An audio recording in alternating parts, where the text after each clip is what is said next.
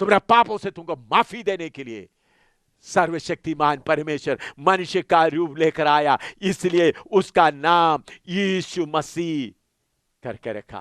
प्रभु का धन्यवाद हो। यीशु मसीह आपका और मेरा उद्धार कराने के लिए आया।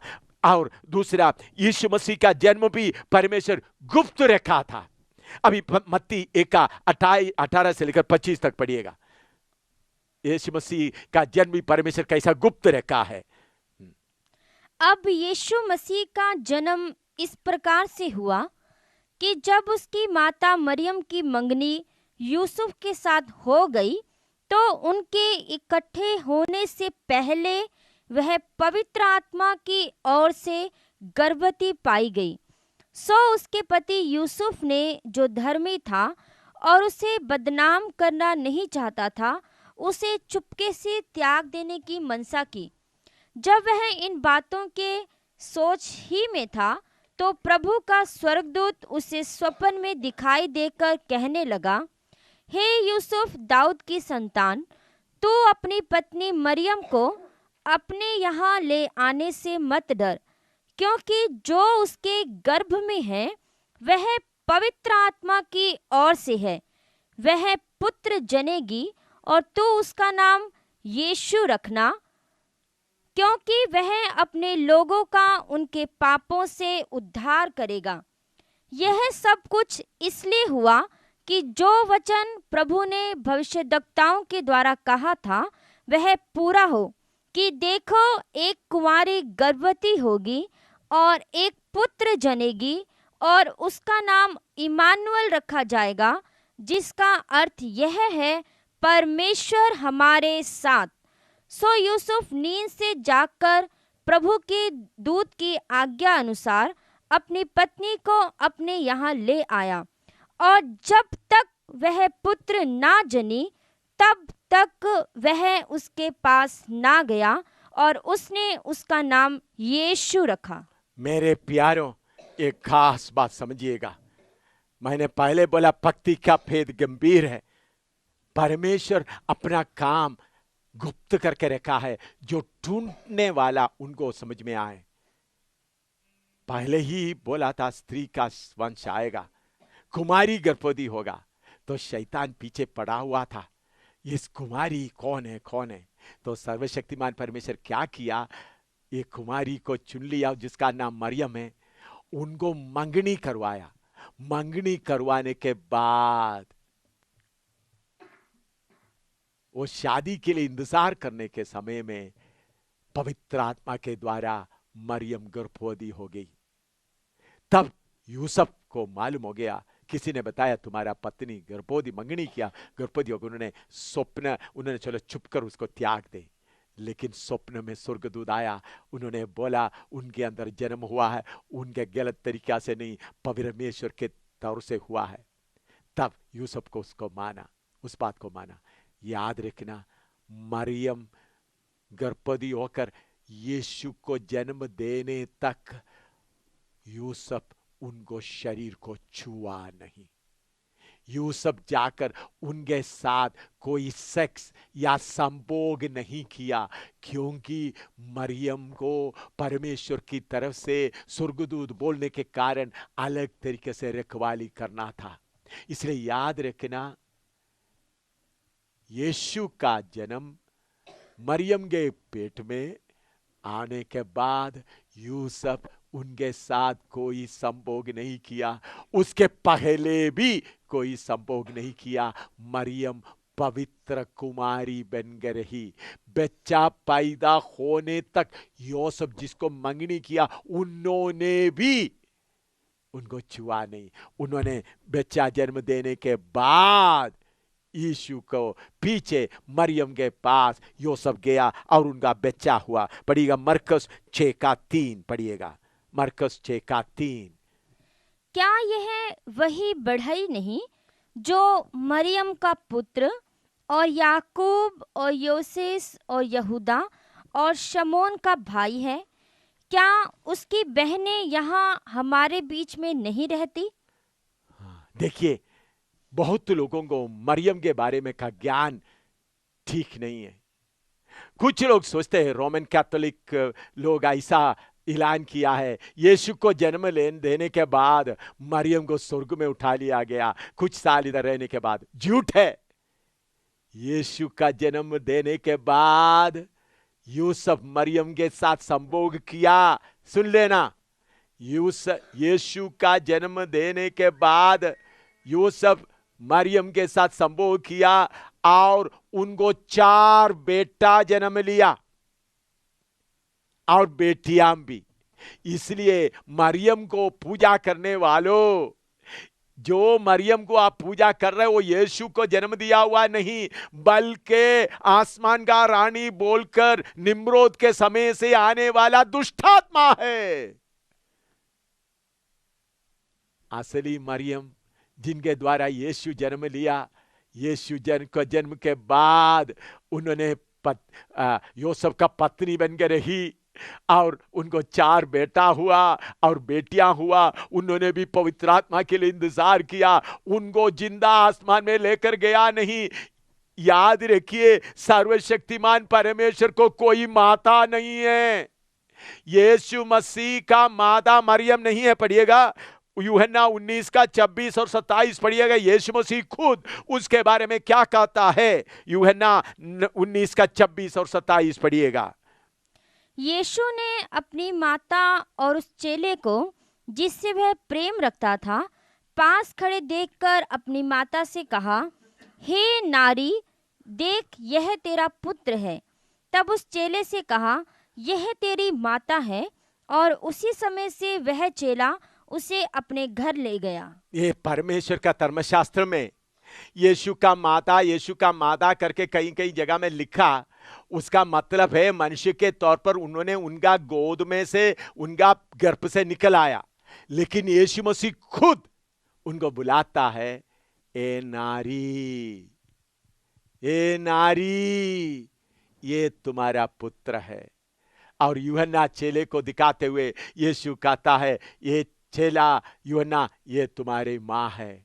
मेरे प्यारों, असली में परमेश्वर, सर्वशक्तिमान परमेश्वर मरियम का गर्भ को 9 महीने के लिए उधार लिया था। मनुष्य का रूप में आने के लिए एक गर्भ का जरूरत था। न, अगर परमेश्वर अचानक तौर पर आएगा तो सब डर के मारे उनके पीछे पड़े रहेंगे। इसलिए पर्दे में, गुप्त में, आम मनुष्य की तरह आने के लिए उन्होंने एक गर्भ को उधार लिया 9 महीने के लिए। इसलिए मरियम के लिए मैं प्रभु का धन्यवाद देता हूं। वो पवित्र थी, उन्होंने भी इंतजार कर पवित्र आत्मा पाई। ओ मरियम बहन के लिए मैं परमेश्वर का बहुत धन्यवाद देता हूं। स्वर्ग में जाते वक्त में मैं मरियम बहन से पूछूंगा, मरियम बहन, हिंदुस्तान में, दुनिया की कोने कोने में तुम्हारे नाम पे लोग बहुत प्रार्थना करता है, तुम्हारे नाम पर लोग बहुत गिरजाघर बनाता है, आपको मालूम है? तब मरियम मुझे जरूर कहे, भाई सामुएल, मुझे कुछ भी पता नहीं, मेरा सेवा पूरा हुआ। यीशु मेरे गर्भ के द्वारा जन्म लिया, उसके बाद मेरा पति मेरे साथ संभोग किया, मुझे 4 बेटे हुए और बेटियां भी हुआ। उसके बाद मैंने इंतजार किया, पवित्र आत्मा पाया, मेरा सेवा पूरा करके मैं इधर आ गया है। उस सर्वशक्तिमान परमेश्वर मेरा गर्भ को 9 महीने के लिए उधार लेने के लिए मैं उसको धन्यवाद देता हूं। मैं उसको धन्यवाद देता हूं। मुझ नालायक का गर्भ को उन्होंने उधार लिया है, इसे बढ़कर कुछ भी नहीं। मेरे प्यारों, मरियम का पूजा करने वालों, धोखा मत खाओ, धोखा मत खाओ।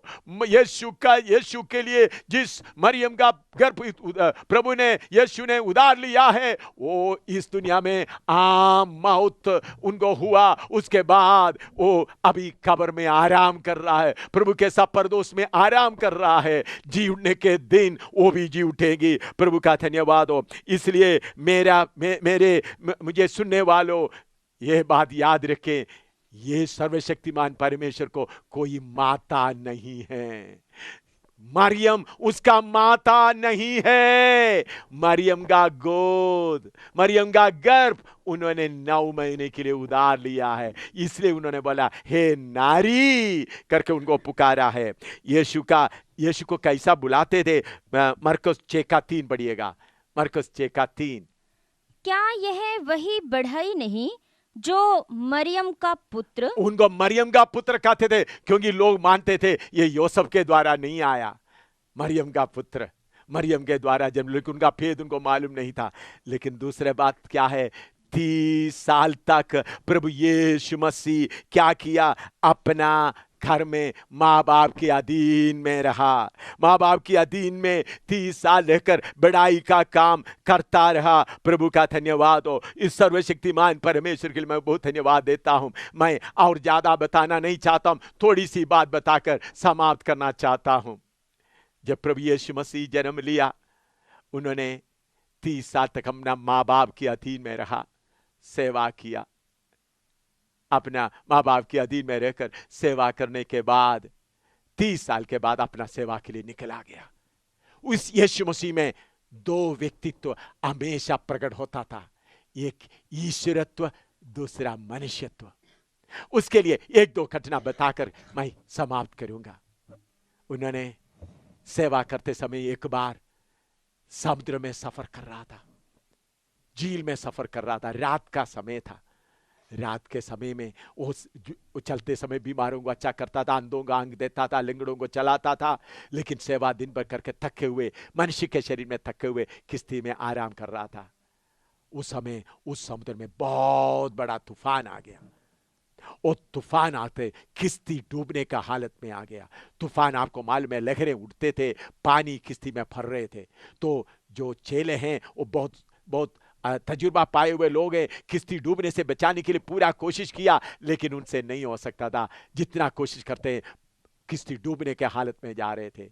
तब उन लोग जाकर उस प्रभु जो मनुष्य के रूप में उस किश्ती में आराम कर रहा था, उनको बोला, प्रभु अब नाश हो रहा है।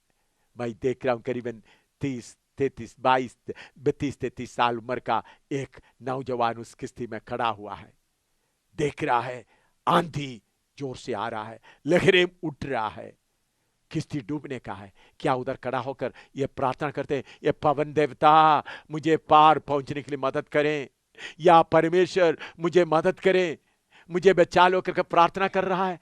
ऐसा नहीं, बल्कि किश्ती में खड़ा होकर बोला, थम जा।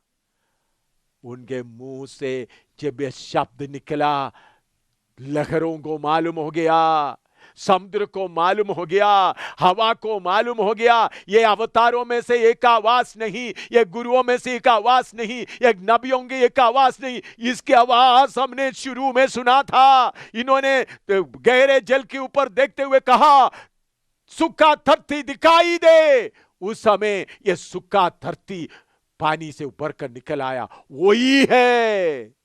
उसकी आवाज पहचानते हुए एकदम थम गया, पानी उसको पहचाना, लहरें उसको पहचाना, उधर के बैठे हुए चेले लोग उनको पहचाना कि ये अवतारों में से एक नहीं, गुरुओं में से एक नहीं, नबियों में से एक नहीं, बल्कि सर्वशक्तिमान परमेश्वर है। क्या पापी तुम उनको पहचानोगे नहीं? ये पापी मनुष्य, तुम उसको पहचानेगा नहीं? वो सर्वशक्तिमान परमेश्वर है, हवा उसको पहचाना। दूसरे एक घटना बताता हूं। उन्होंने सेवा करते समय उनको बहुत लोग प्यार करते थे। मार्ता मरियम नाम से 2 बहनें उनको प्यार करके सेवा करते थे। उनका एक भाई था लाजर, वो भी बहुत अच्छा सेवा करने वाला था, लेकिन वो बीमार हो गए। बीमार होते समय उनको खबर मिला, लेकिन उन्होंने उधर नहीं पहुंचा। मरने के बाद 4था दिन उधर पहुंचा। उधर का रिवाज के अनुसार जब वो मर गए, उनको उन लोग दफन किए गए, उस खबर के ऊपर बहुत बड़ा पत्थर भी लगाए गए। मरने के 4था दिन उधर पहुंच गए।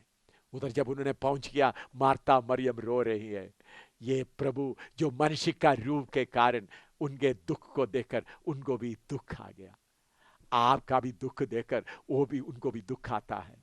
मनुष्य का रूप, मनुष्यत्व उनके अंदर आने का उन्होंने उनके सामने रोया। फिर उसके बाद बोला, मुझे दिखाओ किधर रखा है।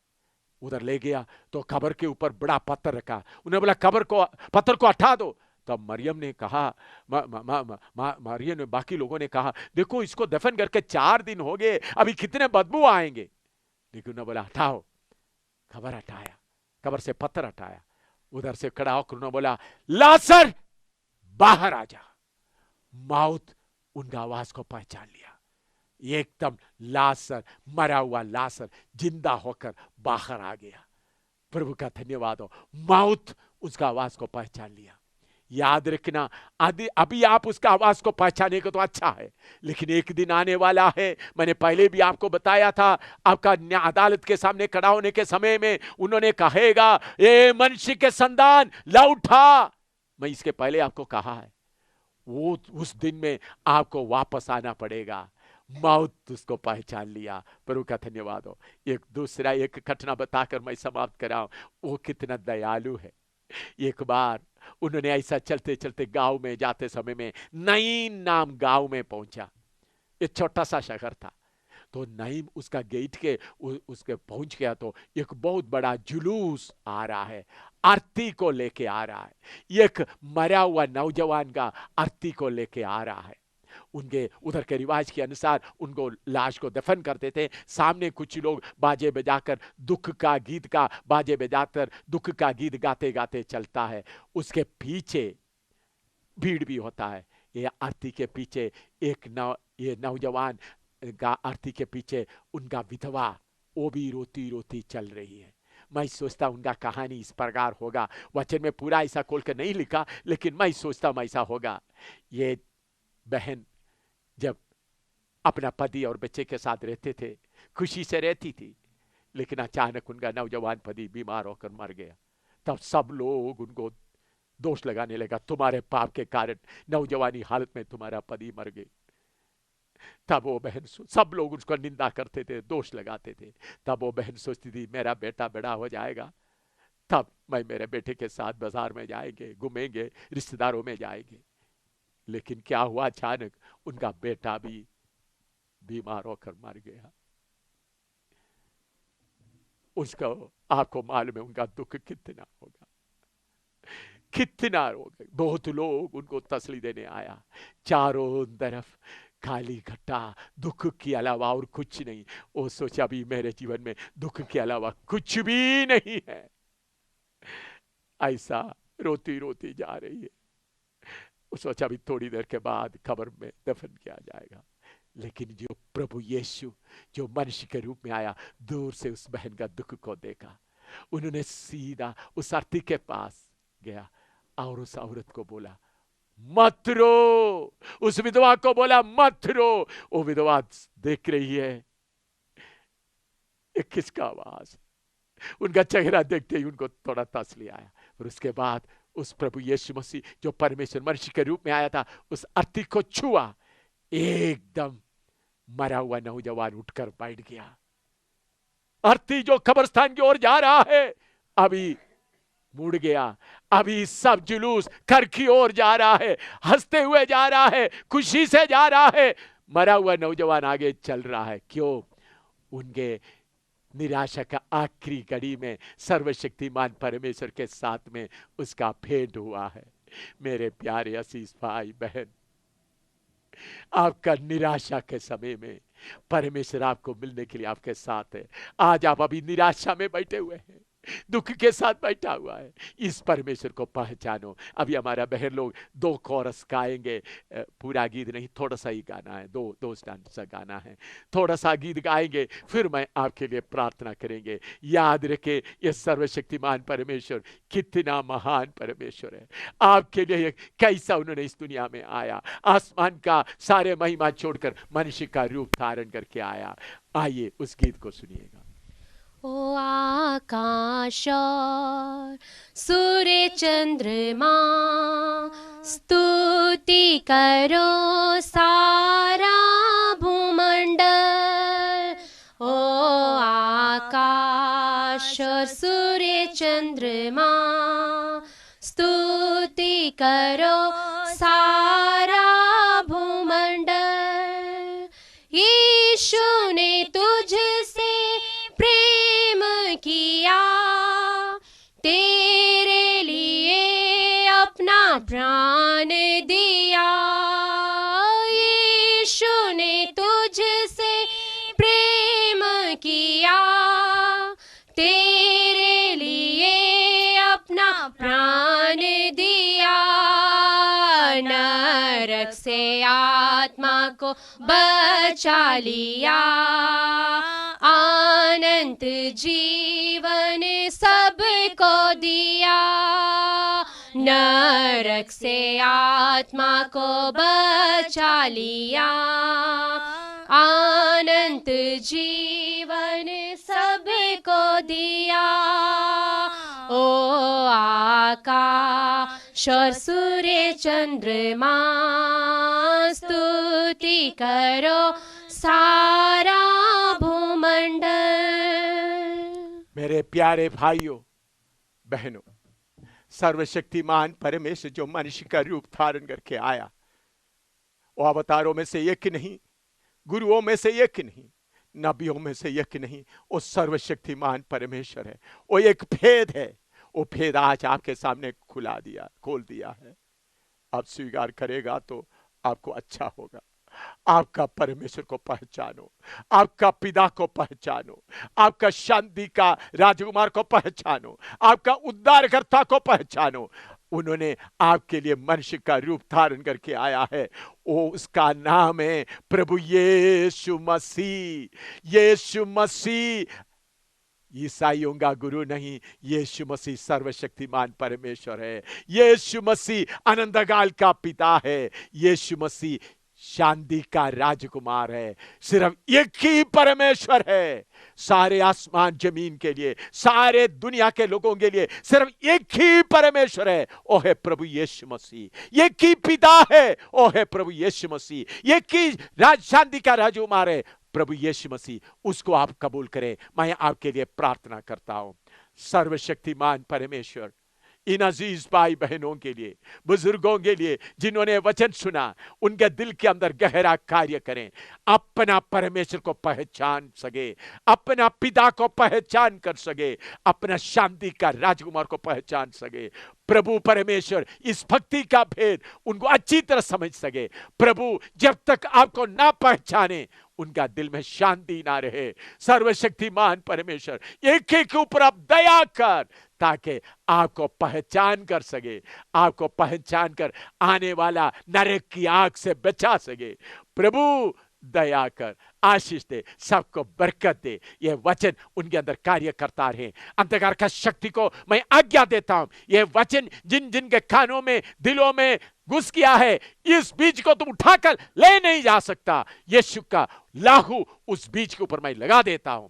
प्रभु ये बीज, वचन का बीज एक एक के दिन के अंदर गहराई से कार्य करे। यीशु मसीह के पवित्र नाम से मांगते हैं, आमीन। यीशु आपके लिए और क्या क्या करने वाला है उनके बारे में आगे मैं बताने वाला हूं। उसके लिए उस सीढ़ी भी आप देखिए। प्रभु आप सबको आशीर्वाद।